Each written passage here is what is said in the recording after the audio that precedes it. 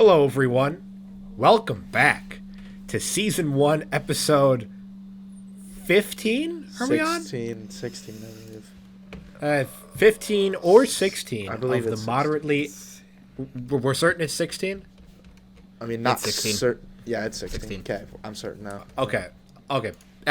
Season 1, 16 of the Moderately Athletic Podcast. I am your host, Sam Wantock, and as every week, I am joined by my bodacious co-hosts, Tyler Noctical and Ethan Decker. Fellas, how's our day going? We feeling pretty good? Yeah. Yeah, I feel pretty good. Watched like my first That's good. NBA game. You know, I'm like not really into basketball, but like if it's on, I'll watch it to support the Bucks. I'm like over the past couple years, I've slowly kind of been getting more and more into it. I mean, being from Minnesota, but being like a Wisconsin sports fan, like I still like the like I'm a Bucks fan. Like if I had to cheer for a team, but I mean I would like to see the Timberwolves do good. And like it's funny that the Timberwolves are like, I don't know. Is it fair to say that they're like the Browns of the NBA? Is that like a fair like comparison? There was a lot of misery. Yeah, there was a lot of Like misery. just so many like years on years of misery, much like Browns fans have had to face. So I mean, I think it's a fair comparison, but now they're starting to get good, and I think like that's kind of drawing me in a little bit more here this season. So yeah, the Bucks beat the Nets tonight, so Bucks are undefeated. Pretty cool. Ooh, that is pretty cool. I guess I'm in the same boat about basketball, but you want to know what I know a fair amount about? It's football. Speaking of football, Week 7 happened. It was the 7th week of the NFL season.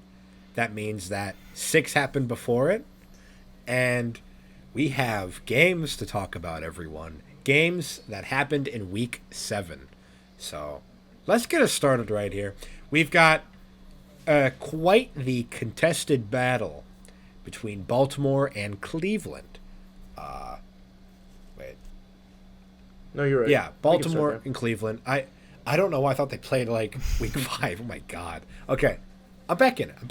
Okay, Baltimore won this matchup 23-20.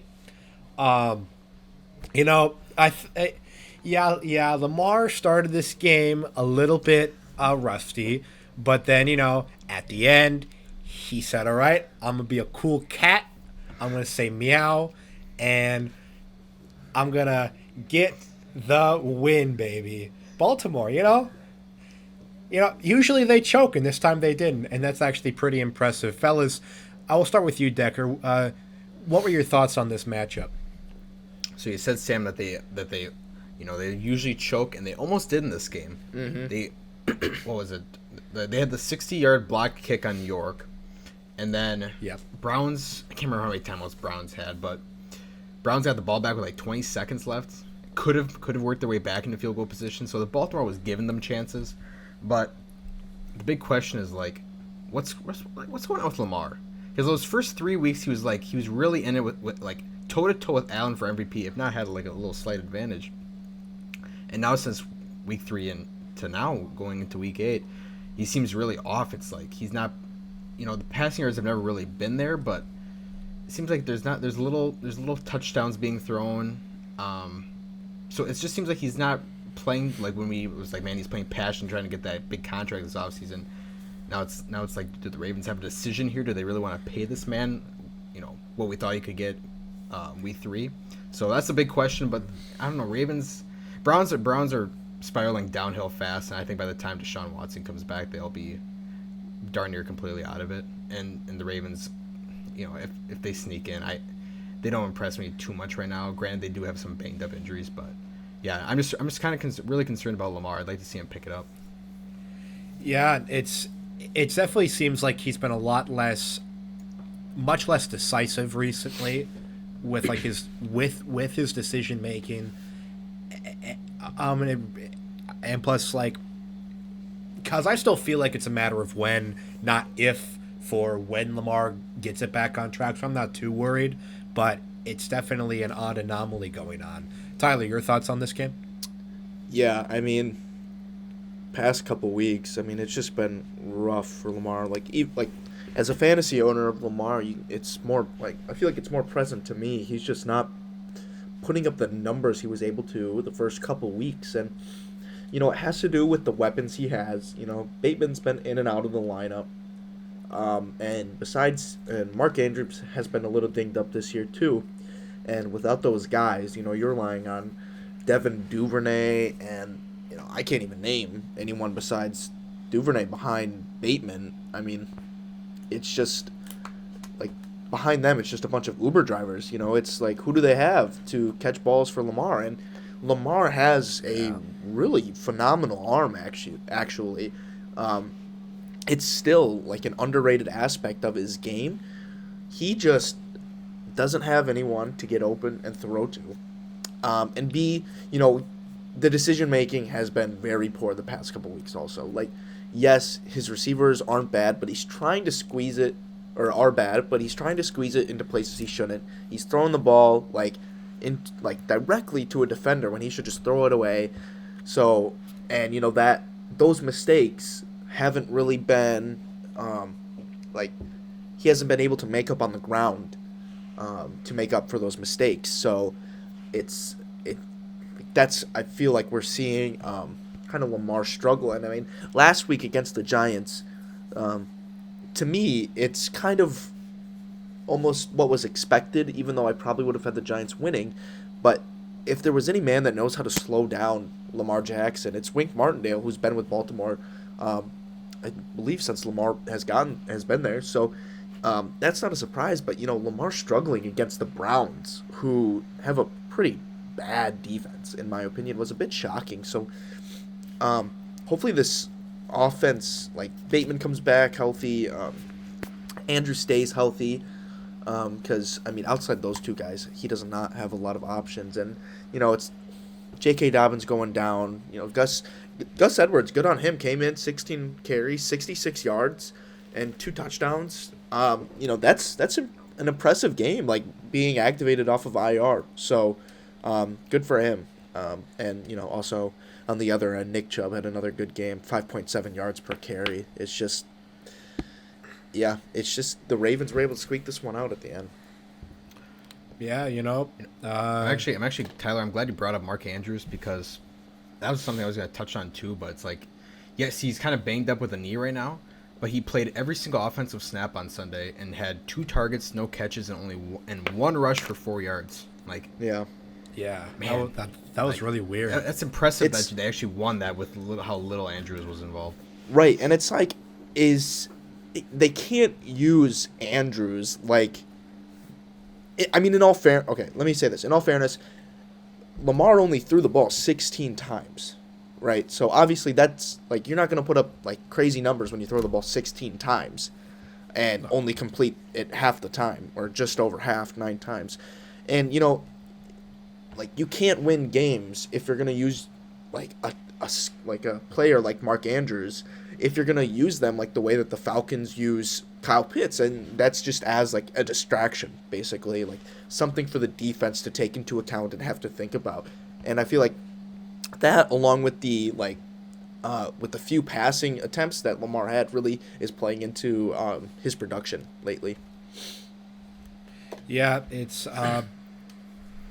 Mark Andrews is really too good of a player to use in that way as a decoy, so I'd imagine they'll definitely try to get him involved again, without question, that he'll be more involved next week if he's healthy.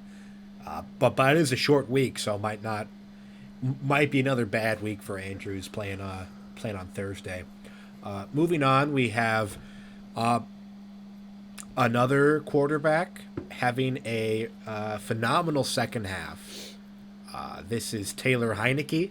He started off with a pick 6 and a lot of really bad incompletions, and then managed to squeeze out a win. Washington won 23-21 over Green Bay.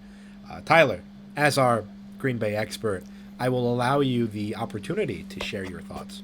Yeah, I'm not sure if it was like last week or the week before that, if I said like if we're losing to like the Commanders and the Giants, then I'd be worried. Like, I don't know if I can't remember if I said I'm officially worried, but it's like, Rodgers has said there's too many mental mistakes, and like last year they were making like 6 to 7 mental mistakes every game, and this year it's in the double digits. Okay, cool, fix it. It's it's week 8, or it was week 7. You've had all of preseason and 6 weeks leading up to this, and you're still having that many mental errors. Like, you're supposed to be able to manage this game, tell people what they're supposed to do, basically, in the huddle or out of it. And it's frustrating to hear that, but I'm sure he's talking about the rookie wide receivers or the wide receivers new to the system, and then like just the young offensive linemen. So you can't put all the blame on one single unit, right? There's mistakes being made everywhere. And I know we'll talk about it a little later, but just for a comparison, since they're two of the greatest quarterbacks still playing, Brady and Rodgers, they're having like very rough years, and it's for similar but different reasons. To me, it comes down to one unit not performing like they should. So for Packers, it's the wide receivers, and for Brady, it's the offensive line. For the Packers, the wide receivers can't separate for shit, or they're running the wrong routes, and I feel like that's happened on multiple occasions with Dubs, and I feel like that the mental errors he's talking about is kind of falling on Dubs. I think we might see less and less of him as the weeks go by if he keeps making these mental errors. And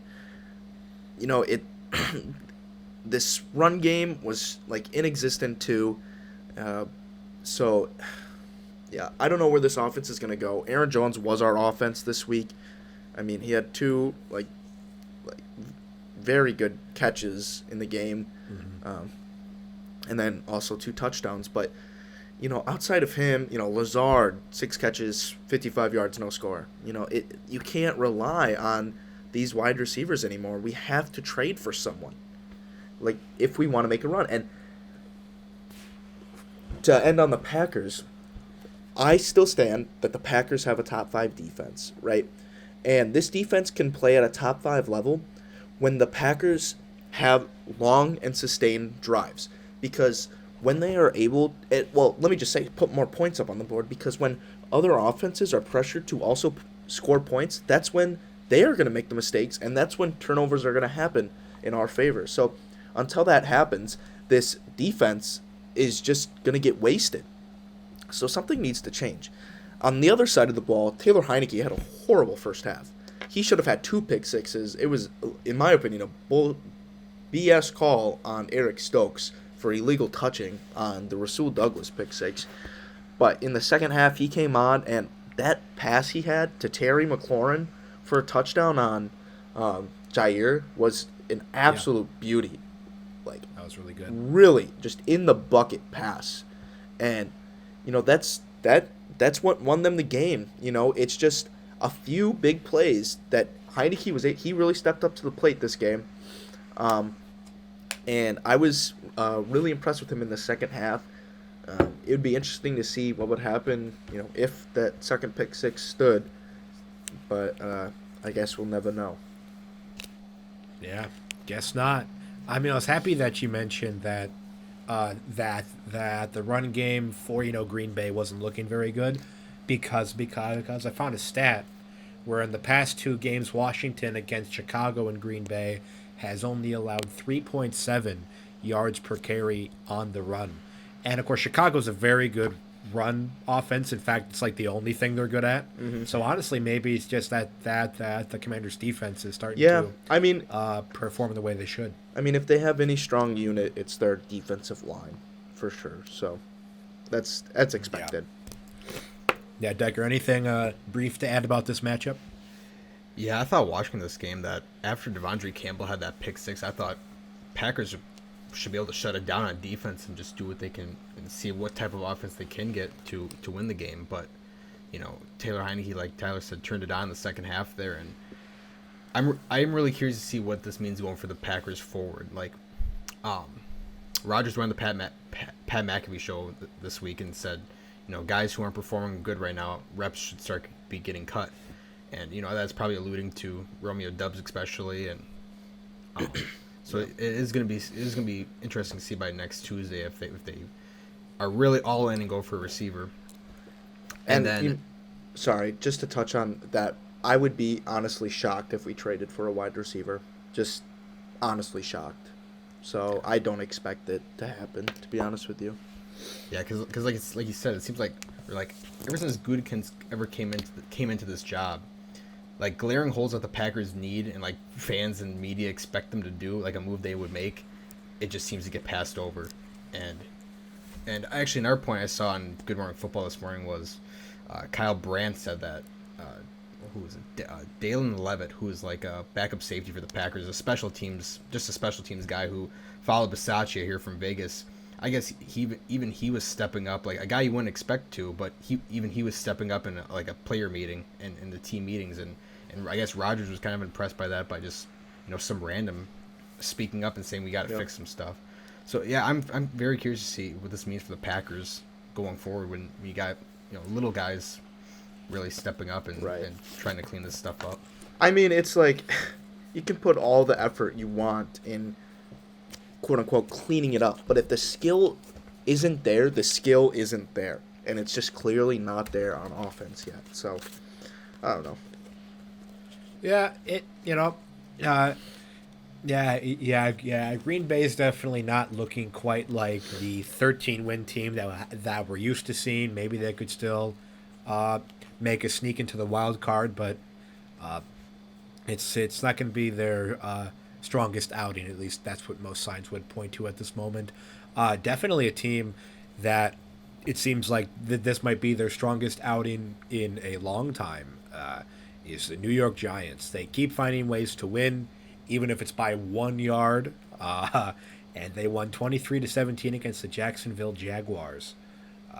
It's just really impressive stuff coming from Brian Daboll, who, if he's not your coach of the year, you are high. Decker, your thoughts? Yeah, this is really fun. Like you said, this is Giants are 6-1 right now, and it's their best start since 2008. So everything is clicking for them right now. And I know in weeks past we've talked about Giants getting their wins every week has been riding the back of Saquon on offense.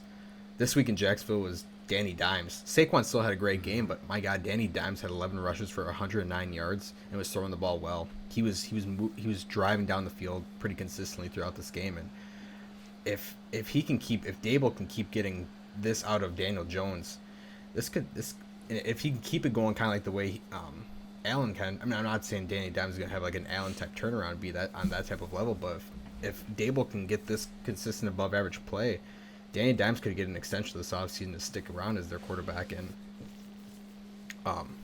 while they did let the Jags kind of come, it got a little bit closer at the end. Like I didn't even see like the entirety of that like final 2 minutes or whatever, but Trevor Lawrence and them shouldn't have had the ball back, and they got it back and had a throw and catch that ended up getting tackled at like 2 yard line. Was like Christian Kirk or Zay Jones. Mm-hmm. Yeah, so, it was Kirk. Yeah. So, it's not pretty every week for the Giants, but they just keep finding ways to win, and it's really fun to watch. And I think for sure it has to be by season end. Daboll has to be the coach of the year, regardless of how if the Giants, I think they will get 10 wins, but yeah, I think he should be coach of the year. Yeah, it's like because if you want to be the guy that hates fun, Nick Sirianni is probably also up there as well, but God, I want Brian Daboll to win so bad. It's like one roster seemed significantly worse than the other going into this year, and then right now they're performing at the exact same level. So it's like I think it should be Daboll. Plus, the Eagles just added Quinn to their roster. God damn, how much more help do you need? It's like crazy. It's like the Giants. It's like for Daboll to come in here, it's been a revolving door at head coach for the past ever since Tom Coughlin left. It's been a revolving door of head coaches in there, and none of them have been able to find success. Sure, McAdoo got him to the playoffs, but he was just a bad coach, and there hasn't even been a lot of. I mean, they did barely brought anybody in this offseason, really. It's just Dable getting the most out of his players, which is just really impressive. So yeah. Yeah, it's definitely slightly concerning, though, because it did have 3 of their starters go down, being two guys on the O-line. It was Evan Neal. I think I'm blanking on the other guy's name, but I think there was another lineman that had a knee injury, and then there was like the world's heartthrob Daniel Bellinger got an eye injury. Oh, yeah. That was really unfortunate. He's probably done for the year. Yeah. Tyler, anything to add to our discussion? I mean, Travis Etienne breakout game. I don't know. It'll be interesting to see how he performs. Like if he's going to perform like this the rest of the year as the lone back. But in all fairness, it's not just Dable. Kind of like he's not the whole factor to this Giants' success. Wink Martindale's defense has just that scheme has just had a resurgence in New York. Like that, they are executing his scheme, which is just basically a Martindale scheme. Is basically you're always blitzing, whether it's 1, 2, or maybe even 3 people at the quarterback at once. It's just all built on pressure and man coverage, and they're executing it really, really well. And I think I don't know the Giants' defense. Obviously, it's not going to be the best, just because of the skill that they have. But it was supposed to be a bottom tier defense, and they are performing really, really well. And I think a lot of it has to do with the Martindale defense. So props to him. And another decent game or a bounce back game from Trevor Lawrence. I guess I would expect this from him, but man, Daniel Jones showing off the wheels this game, really impressive. So that's about it. Yeah, it's definitely looking like Daniel Jones might still have a future in this league when I mean it all seemed but over. I mean, sorry, but like let's just assume that the Giants are mediocre this year. I think if any other like scenario were to come out of this season, Daniel Jones is for sure gone, right? Would you agree? Yeah, if they're mediocre, I would want. I mean, to be honest, I still kind of want him gone. Yeah, because to me, it's like the Giants are for sure the Bengals of last year. They are way, way, way ahead of schedule right now. Like they were supposed to be going into kind of like a rebuild mode, or at least they have been last couple of years. And this 6-1 is just like definitely the surprise of the season. So they're way ahead of schedule, and now you got to ask yourself, what's going to elevate this team more? Is it skill positions, which means you have to extend Daniel Jones? Is it adding pieces to the defense, which again you would have to extend Daniel Jones, or find someone probably worse than Daniel Jones is performing right now? Or do you find a quarterback who has kind of like, obviously the same weapons, but has a higher ceiling than Daniel Jones? Because I think we are seeing the ceiling of Daniel Jones. So I think that the Giants I think that the Giants have a really, really hard question this offseason, and that's where do they take their first-round pick, and what are they going to address? And is Daniel Jones going to be a long-term option for them at quarterback? I would lean towards no if they want to truly have, a Super Bowl caliber team. I agree. It's like sure, this is so far this is shaping up to be his best year, and of course like you'd say, oh, he's still young, now he's finally getting it, but he just looks so bad every other year. I just can't trust a guy like that. Right. And like this is kind of like not really, but it's like the Burrow at LSU. He never really came on until his senior year, and that was able to get him number 1 overall. So is this like last year on Daniel Jones's contract? Is this going to get him an extension? And he's already 25 years old, and that might not seem too old, but for a guy who's kind of just picking it up, I feel like you might have to move on. Yeah, I think that's the most likely scenario. Decker, yes or no? Danny Dimes, yes or no? I'm 50-50. I still want to see how the season plays out in its entirety, but right now, if I had to give you like a definite, I mean, right now with the way he's playing, I'd say you can extend him. Okay, that's fair. Because I think Dable's just because I think Danny's really buying into everything Dable's preaching, and like he's finally got someone that's committed to him, or for at least this season, and putting time into his craft, and well, I could see them extending him for like 2 to 3 years, and really building up the rest of the roster, and then drafting a quarterback or bringing in someone else. I think that would probably make the most sense to me, just because like you have so many other pieces and you don't want to waste a young quarterback contract. So, yeah. Hopefully you could give him, if like you extend him on like hopefully like a team friendly contract. Yeah, very low. Where you can still, like if it doesn't play out, you can still trade him in a year or two, and then still build around. So right, yeah. Yep. Well, I guess we're all kind of on the same page then. Moving on, we have the Bengals versus the Falcons. Bengals finally kind of look like what we thought they would look like, or what they did look like last year. Very explosive. Joe Burrow had over 400 passing yards. And Jamar and Boyd looked really good. Meow, do we think that this is what we can see in the future? I don't know why I said meow. I think this offensive line is starting to kind of get it. Like, how we said that offensive line is kind of a cohesion thing and it takes time for the glue to set. I think that glue is kind of beginning to harden, and that pass blocking is getting better. Then again, it was against the Falcons, who do not have a very effective pass rush, and but still, you can't get 481 yards from like bad pass blocking. On the other end, Joe Mixon 17 for 58. That's 3.4 yards per carry. That's not that great.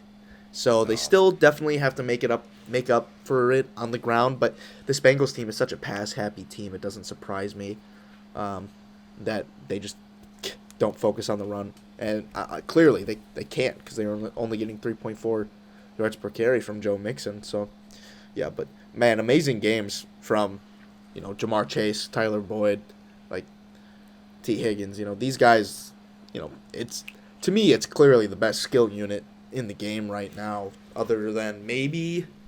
No, I'd say it, yeah. They probably got the 3 best wide receiver, or the best, like, wide receiver core, to me. Yeah, no, I would agree. I mean, until the Vikings sign Odell, then I would probably agree with that one as well. Decker, your thoughts on the Bengals? I thought at halftime, Burrow was going to go for like 600 this game. Like I think he was at like 325, 330 around there at half, and he was just looking great. And I'm glad that Burrow's finally picking it up to the play he was doing last year, because I know the episode where we had Matt on, I was calling for Burrow to pick it up, and even though the offensive line hasn't been there when I said that, last year the offensive line was very bad too, and Burrow was still playing very good. And now that the offensive line is finally gelling and he's getting going, this is really good to see. And if they can keep this offense going the way it has been, I don't think they can obviously make it back to the Super Bowl, but I think they could make it possibly to the AFC Championship with the way their offense is playing. Yeah. Defense sure still could be better, but if this offense can keep it going, I do want to see Mixon more involved. I'm glad you brought that up, Tyler, because he's too skilled for him to be getting 3.4 yards a carry. But man, this offense is looking great these past couple weeks, and for the Falcons, I would say 3-4, You're tied for first in the NFC South, so not all hope is lost. That's ridiculous. Um, Never would have thought. an interesting, stat to me was that the Falcons were down 7-28 at one point. How many passes do you think Marcus Mariota threw this game? Down 7-28. Yeah. I'm going to guess he threw Was it 14? 19. He threw the ball 13 times. Wow. They were down 21 points at one point in this game, yet they're still throwing the ball only 13 times. He didn't even throw a pick. So it's like, it's this offensive scheme that the Falcons are running. That's exactly what they're doing. They're just running the ball. And, like I said with Andrews, this Kyle Pitts is just, they're not passing the ball enough for him to even like he had 5 targets. That's probably the most he's had all year. And I think the one thing that bailed Marcus Mariota out this week to get him even over 100 yards was a 75-yard pass to Damiere Byrd. So it's like, Oh, yeah. this obviously you cannot trust Marcus Mariota with the ball, but when you're down 21 points at one point in this game, I believe before half, you have to put the ball in the quarterback's hands, and he's got to pass the ball down the field. You have to. Otherwise, you're just admitting defeat. And as a fan, that would be absolutely infuriating to me.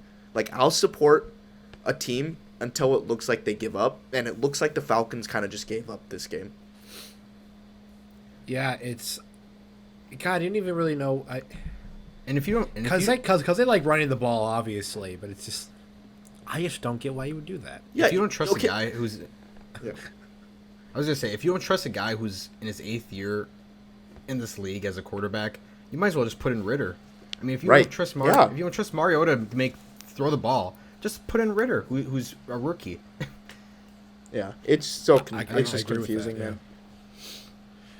Yeah, I don't know. Moving on, though, we have... Oh, well, speaking of putting in new QBs, Indianapolis put up 10 points against Tennessee, and Matt Ryan has been benched. I think a lot of people would say that you can't put the entire fault on Matt Ryan, since he's I think he's the most or second most sacked QB in the league. But if you can't move, you shouldn't be back there anyways. So they've benched Matt Ryan for Sam Ellinger. Ellinger?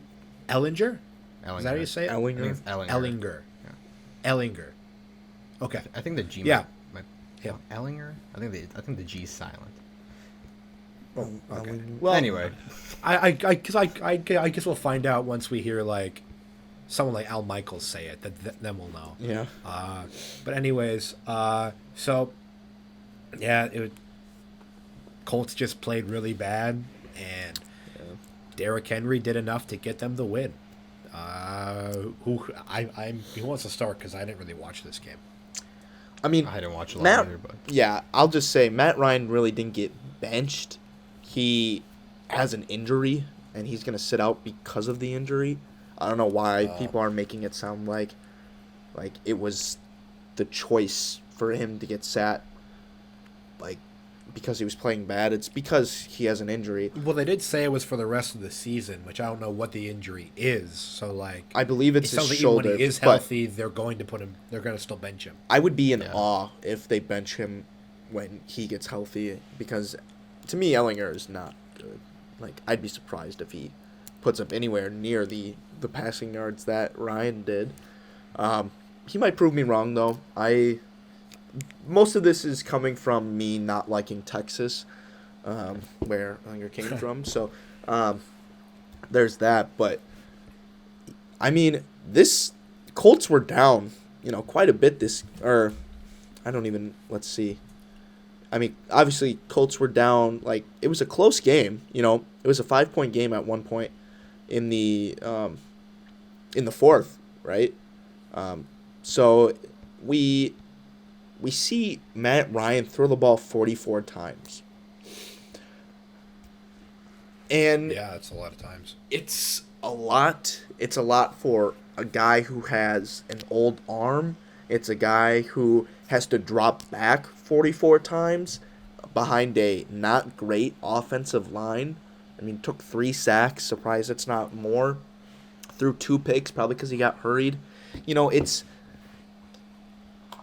I'm a supporter in Matt Ryan, and I don't think he's getting a fair shot in the Colts because there's still a belief that they have this good offensive line, but they don't. They simply don't. It's not good anymore. It's really been failing them, and you know they took the ball out of JT's hands pretty early in this game. He only ended the game with 10 carries. Now, granted, they were down for most of it, but I mean, it was 13-0 for most of the game. So it's not like an insurmountable, number to pass or number to reach. So I thought that was a little silly from them, and I don't know. I don't like the Colts moving forward, to be honest with you. How many in a row is this for the Titans? Is this 3 or 4 in a row for them? This is 4, yeah. 4, yeah. So they're getting a little hot here, yeah. Wow. Yeah. So, I'm interested to see how the Titans play out the rest of the season. I think they're gonna take this division, but you never know. Yeah. Jags are looking pretty rough. I mean, all their wins are usually very ugly, so yeah. I mean, they'll probably get that division, but they're not going very far. Yeah, I agree. Yeah. So moving on, we have. Yeah, it's starting to look like 10-7's probably not going to happen. I really thought that, as their name implies, they'd be roaring into this year, and well, now they're just kind of more like meowing, to be honest. With the Lions, they lost to Dallas 24-6, an offense that 2 or 3 weeks ago was the number 1 scoring offense has now put up 6 points in the past 3 weeks, but they did have a bye.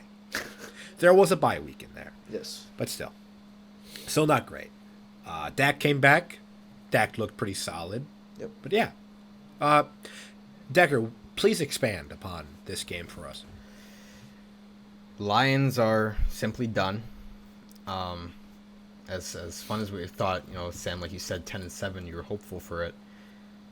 It's just out of the question now, and the season's done for them. Dan Campbell is probably going to be gone. If I was a betting man to say at the end of the year, come at the end of week 18, he's gone. In this game especially, they were simply just shot themselves in the foot continuously. I mean, Goff was off to a great start. He was playing phenomenal, but these past couple weeks, he's just constant turnovers. He has like 3 or 4 turnovers a game now. And then when they got down to the goal line, they were on the 1-yard line. Jamal Williams coughs it up, and Dallas gets the ball right back. So this is just, it was them constantly shooting themselves in this foot in this one. And their defense is just a mess still. Dak wasn't going to look 100% in this game coming off the thumb injury.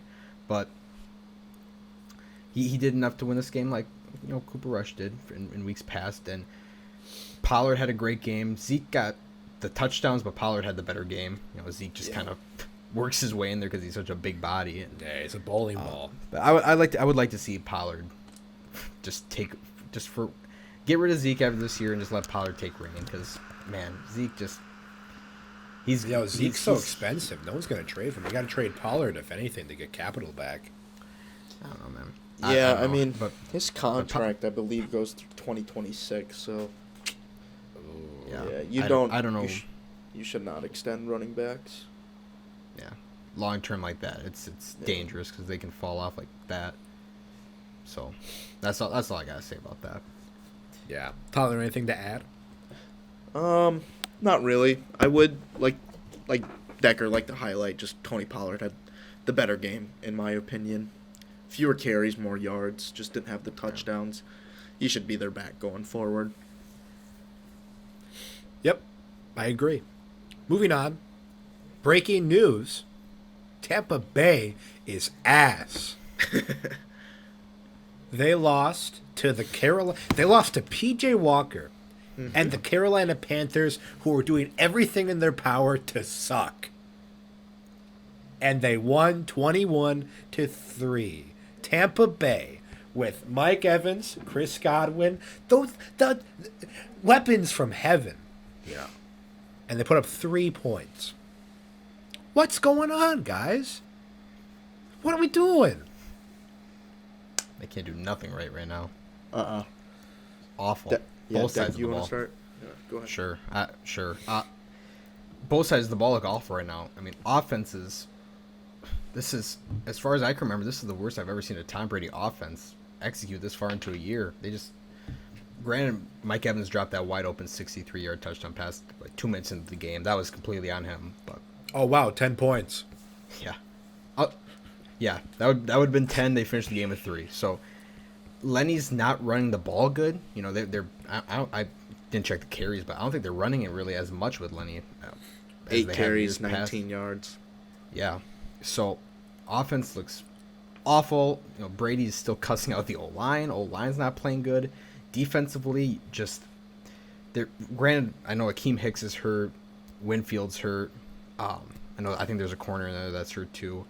Still, there's too much talent on this defense to be struggling as much as they are, and to be in back-to-back weeks get lit up by Trubisky to end that Pittsburgh game, and then P.J. Walker in this game. And P.J. Walker, for credit where credit's due, he played a very great game. Him and DJ Moore had a connection in this game that was the best we'd seen out of the Panthers all year. That touchdown in the back of the end zone was just a laser. Yeah. Very good pass. Yeah, it's also important to mention that the duo of Dante Foreman and Chuba Hubbard put up almost 200 rushing yards. Yeah, I'm glad you brought that up, Sam, because, man, this Tampa defense, these past 3 years, it's supposed to be their run defense is one of the elite of the elite. They don't allow big runs. They don't allow big touchdowns. And Dante Foreman and Chuba Hubbard just ran all over these boys all game. And I don't know, like you said, Sam, with Carolina, seems like they're trying to lose and just tank and go into this lengthy rebuild as best they can. But here we are in Week 8. They are 2-5. Tampa won't let them.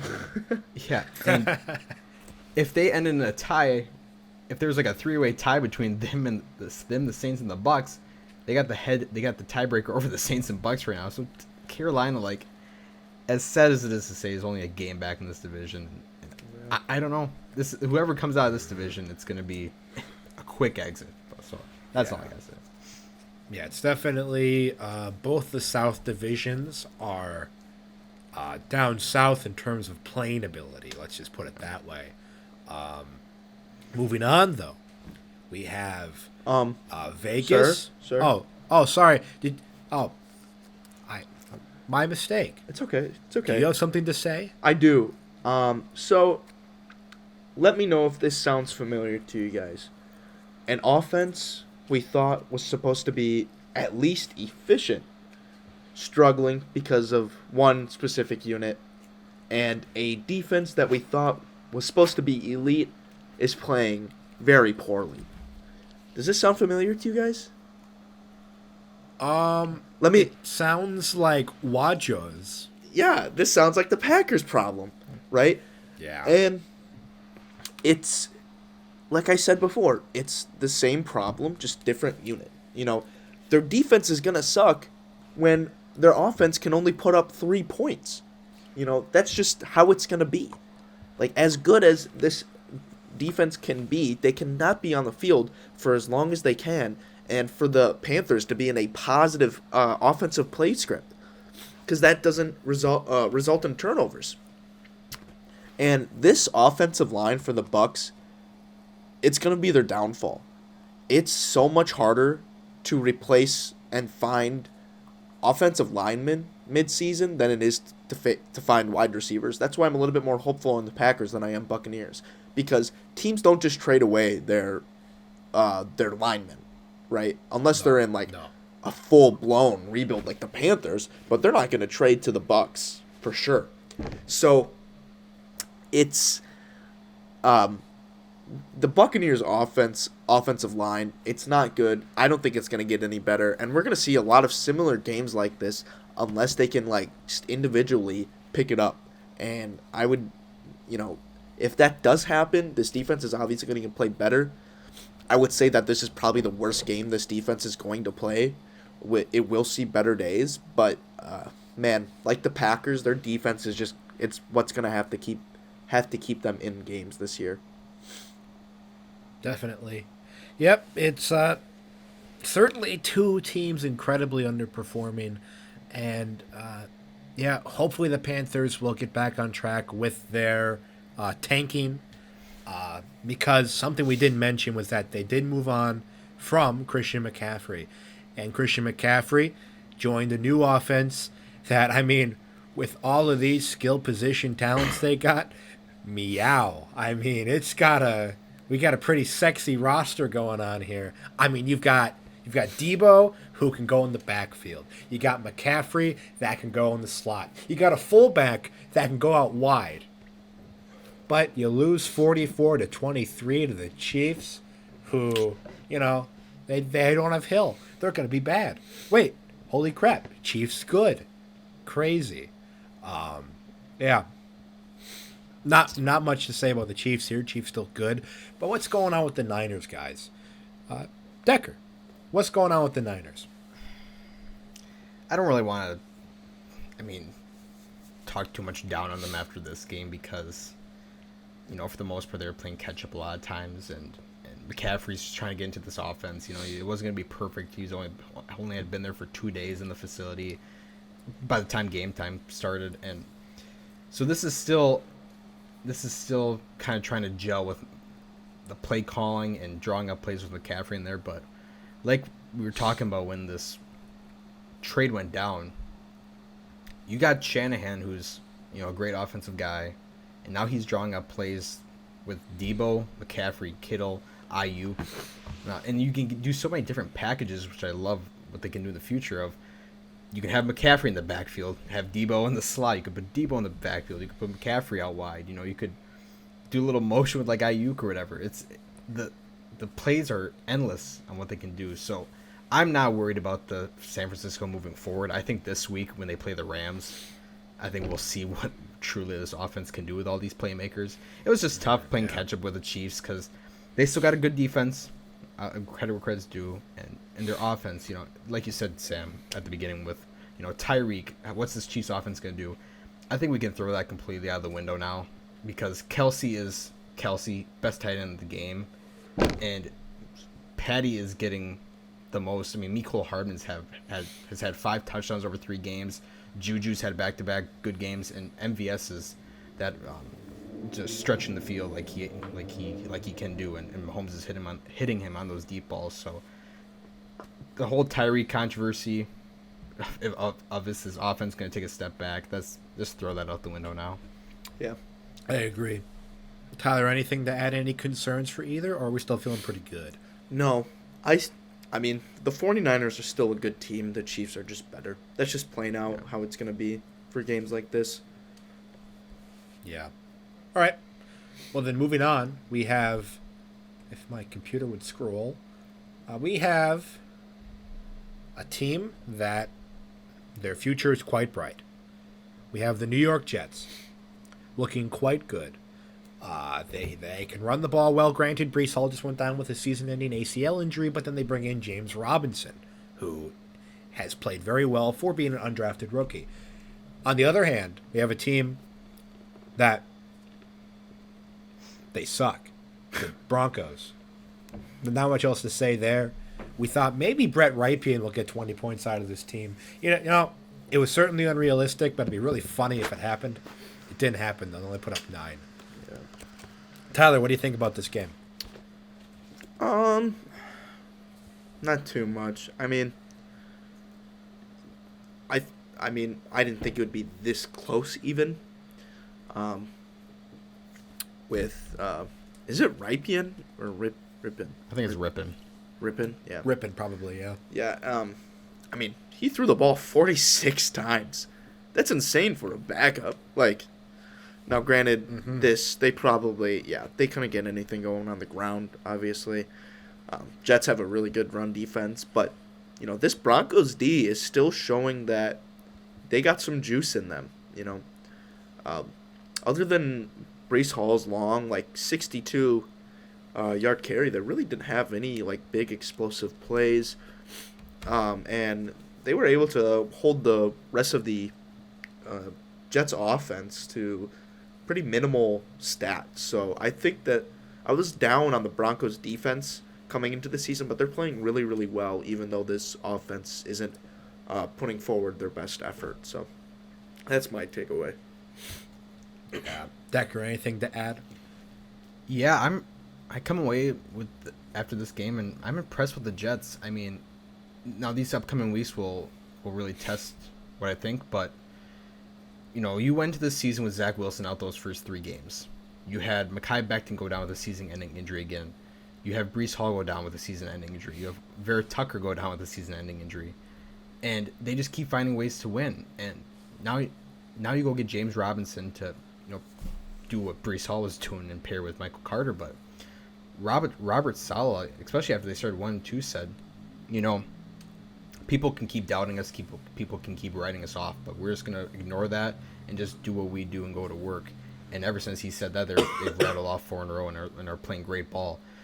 Like the Giants, it's not always going to be sexy wins, but they just keep grinding them out every week. And this defense, this entire team, which is labeled the baby Jets because they got so many players 25 and 24 and younger, are just playing good ball right now. And their defense, like I said, their defense is playing really good right now. Sauce Gardner is the real deal. Quinnen Williams is an anchor on that D line. They probably won't be making much noise if they get into the playoffs, especially this year. But this is good to see what they can do into the future, because this is I'm liking with how young they are. They can be pretty good for coming years.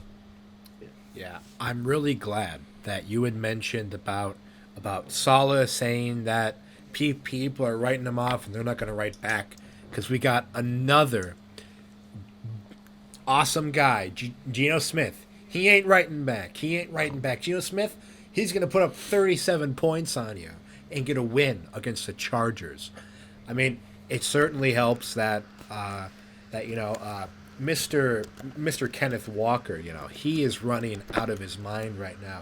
He just gets his paws on the ball, and he just meows his way into the end zone. It's really something incredible to see.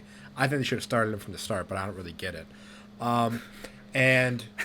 Chargers, a little disappointing to say the least. Herbert's like throwing the ball a bunch, and they're really low on receiver, but hopefully things will start looking better. Tyler, what are your thoughts? I mean, man, what a fall from grace for the Chargers. I mean, or it's a mixture. I mean, Seahawks kind of, like the Giants, are not necessarily ahead of schedule, just playing past any expectations I had for them. And, I mean, this Chargers offense and defense, it's just getting too banged up. They cannot sustain this, what they're doing right now. And it feels like this happens every year to the Chargers, man. Their training staff, they've got to get replaced, because they do not prepare their players for the season. And I hear reports that J.C. Jackson was rushed back from his surgery to play, and he just got hurt again. Mike Williams is out now for a couple weeks. Slater is out. Something to mention. The guy that stabbed Tyrod Taylor, he still works for them. Right, and it's crazy. And it's it's super consistent with teams. There's a few teams the past couple years that are consistently have big injuries, and to me, those are the Chargers and the 49ers, those, and Baltimore. Those 3 teams always seem to have just an insane amount of injuries come to their teams, and it has to fall. A factor of a football team is player health and readiness, and that part falls on the training staff, and if they're getting the players ready to play. And I think that the Chargers are really falling short with the talent that they have, and I don't know what to expect from them going forward, especially with all the injuries. I could expect a big downturn from them. But on the flip side, Kenneth Walker, like we said last episode, he looks like the real deal. And he just backed that up with 23 carries, 167 yards, man. Like, what a pairing to have for, like Geno Smith was already proving doubters wrong, but now to have, like, just a beast at running back, it's only making things better for him, which I just absolutely love to see. So, good for Geno Smith, man. Yeah. It's like, granted, we all thought Geno was going to suck. It's so much better that he doesn't, because I never want someone to be bad. Right. I would rather them be good. Right, unless they play at Texas. Yeah. That's fair. Also, I will say, DK did get hurt. They thought it was severe, but now it's only going to be like a couple weeks for him. So that's a big deal, Outside of Lockett and DK, the weapons at wide receiver are a little thin. Like, yeah, they got Marquise Goodwin, I know. But yeah, but he's like 30-something. Touch on, yeah. Goodwin had a pretty good game, so yeah. We'll have to monitor DK Metcalf's health the next coming weeks. Yep, that's definitely going to be a big factor for them. Speaking of health, Tua's back. Go on, Sam. Oh, Deckard, you didn't do it. What am I doing? What's going on, guys? Take away his Emmy. Deckard. Strip the Emmy. No take backsies. Nope. This is like Reggie Bush with the Heisman. We're taking it back, bro. Yeah, there's no Please way. don't. There's no way you can get it back unless it's in a Wendy's commercial. Guys, I bought a trophy case. You can't take it away. It'll be empty without it. But yeah, no, I'll say this. Chargers, I hate to do it to them, but they're done. They're not going to be able to overcome all the obstacles facing them this year, health-wise, coaching. Herbert's not playing great right now. The only real bright spot going on with this team is Eckler. Now, Eckler's been playing phenomenal, and Herbert just hasn't. Wide receivers, Keenan Allen can't stay healthy. Mike Williams is banged up. They just can't overcome all this. It's way too much for them too. And Seahawks-wise, yeah, Kenneth Walker's a beast. Seahawks are first in the division. Who would have guessed that? Yeah. But hopefully they can keep playing good, because this is a great story to follow. Yeah. Speaking of health, Tua's back. Tua, really scary stuff going on. Many people said, hey, if you didn't play again, we wouldn't be mad. But he's back. And there's a clip on the second drive. He literally dove head first to try and get a play. So, maybe he's just not that smart. Yeah. But Miami still won 16-10. Wasn't pretty, but they got the win. Decker, you may start since I feel bad. How do you feel? What are you thinking? I was really worried for Tua in this game, because there was I think a couple times he was just diving for the sticks there head first, and it's like, my God, this man. Human side, I worry for him, because the main CTE doctor behind it, in like the world or whatever, said basically, if Tua keeps going out there, he's going to become. His brain's just gonna be almost dead by the if he doesn't stop. But he went out there and just playing pretty careless for the most part. Like, he didn't care if he got hurt again or not. But so I was worried for Tua, but team wise they were able to pull it out. Tyreek and Waddle, making Tua look good. After what they can do after the catch, and Mostert had a great game too. Mostert was running the ball good and doing good out of the backfield, and. Defense, I'm worried about still, because they really have so many injuries. One of their safeties, Brandon Johns, just tore his ACL. They announced today, so he's done for the year. And on top of Xavier Howard's been banged up, and Melvin Ingram was banged up too this past couple weeks. So if they can, health-wise, try to stay healthy on defense, that could take them a long way. Because I think they're definitely better off with Tua. They're 4-0 with 2-2 to start. So if Tua can stay out there, they can win games. And for the Steelers side, it's like, Kenny Pickett, what are you doing? Especially on that last drive, he had a little bit of real estate to run for that first down, but he was trying to make a tight throw into like the back of the end zone for Claypool, and it got picked off by who was it? It was Noah Igbenogany. Yeah. It was just it was just one of those rookie mistakes from Pickett where he tried to throw a tight window pass and it just got was just stupid. Just got easily picked off. So I want to see Pickett clean it up more.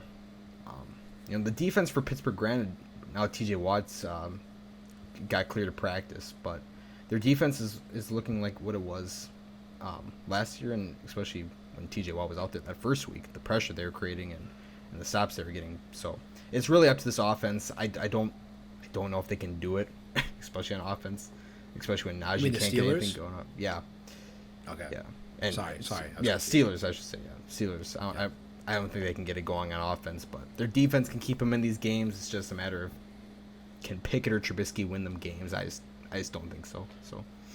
Yeah, I mean, I think when you started Pickett, you kind of knew that looking at it from an offensive standpoint, your season's over.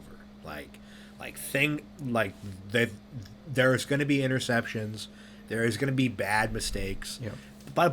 But that's the one way he's going to learn. It's just by actually doing it. And I'm going to bet you that he's going to run for the first down next time rather than throw that ball. So he'll get slightly better every game.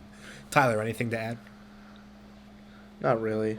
I mean, it was, for what the stats say, it's a surprisingly close game, in my opinion. Like, you would not think if a quarterback throws 3 picks, the margin of victory is only going to be 6 points. So that just goes to show you how just elite the Steelers defense is. Like, they're legit. That front seven is really, really good. But other than that, not a whole lot. Oh, actually, yeah. I will like to highlight George Pickens. Him and Kenny Pickett have a pretty good connection going on. So I thought that was pretty interesting. 6 targets, 6 receptions, 61 yards, touchdown. So yeah, I like what I see from that young duo. Yeah, we could be seeing the future of Steelers football right there.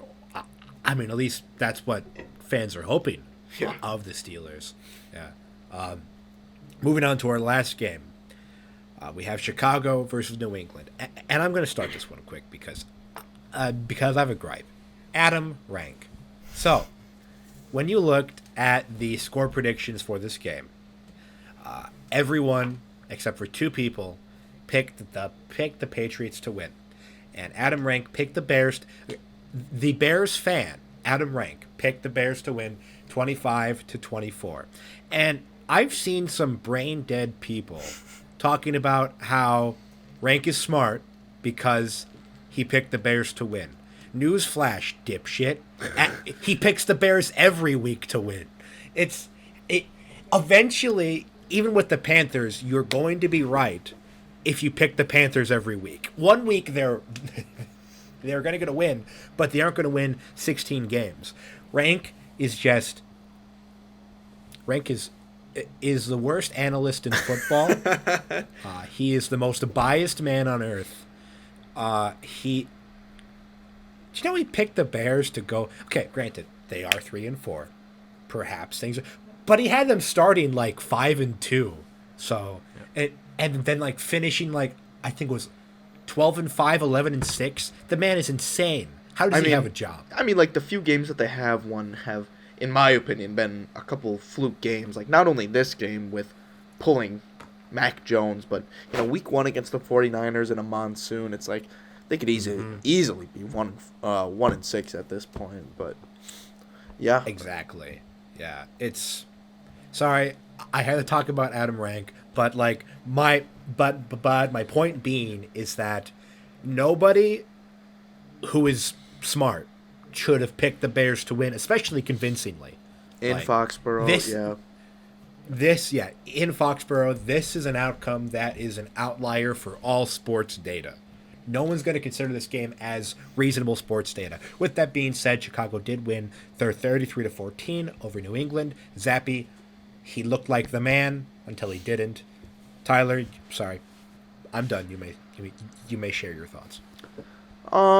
Yeah, I feel bad for Mac Jones, man. I thought that pick was dumb, and then I see today a camera overhead camera line nicked the ball and threw it off course, whether it be like the hair that it did, it still changed its trajectory. And I think it was the wrong move to bench him for Bailey Zappi. Bailey Zappi was sufficeable. The games that he came in and started had a little bit of a Mike White effect to him. That was in going into this game, and it just goes to show you that he can't win, football games consistently. And I thought they had a much better chance staying with Mac Jones the whole game, but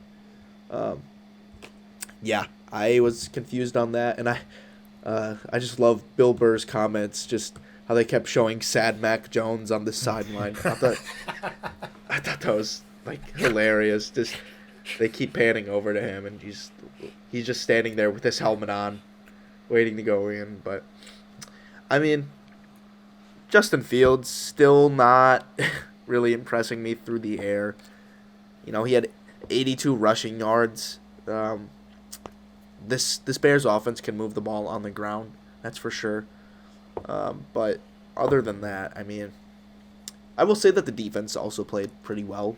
But yeah, a whole lot of being unimpressed this entire game, to be honest with you. Yeah. Sorry.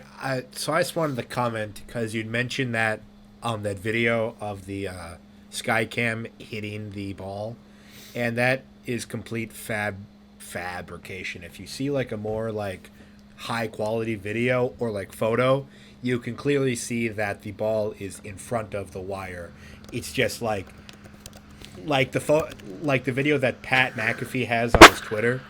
It's so grainy. It looks like it kind of like does a little bounce, but if you find like a higher quality video, you can see that the line's clearly behind it. I just don't want you spreading fake news, Tyler. It's kind of messed up. Yeah. Okay. ESPN. Mac Jones' pass did not hit Skycam wiring. Okay. Yeah. Also, I put into Google Mac Jones hitting, and the first thing that came up was the gritty. So. Oh my God! What a world we live in. I know, man. Cultural impact. Okay. Yeah, Decker. Would you imagine? Would you say that your life peaks when the top response for hitting is the gritty? Yeah. Okay. Yeah. For Mac Jones, yeah. But I'd say so. But this was a really weird game. It completely threw me off because, while Mac Jones wasn't, obviously 100% healthy into this game, it was just very weird of Belichick, who usually doesn't do it, but just pull his starter after a couple bad drives there and not let him finish. And the fans in New England love Zappy, obviously making Zappy Hour shirts, and they got a video of him singing Stacy's Mom on the sideline. It's like I think that's when it went downhill. Yeah. This is the same video of Drew Lock rapping to that one song, knowing it word by word. It was really weird game for the Pats, and for the Bears. I think this was definitely had to have been Fields' best game of the year, just the way he was, running the ball, and some good passes, some bad, obviously, but I just didn't think he was gonna be able to do that against a Belichick defense, who Belichick especially loves the type of games against these type of quarterbacks, and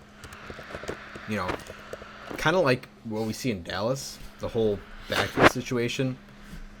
Khalil Herbert's for sure the better back than Dave Montgomery, so I'd like to see him getting some more love here at the end of the season as we get into the second half here. So, yeah, props to the Bears though. They played a great game.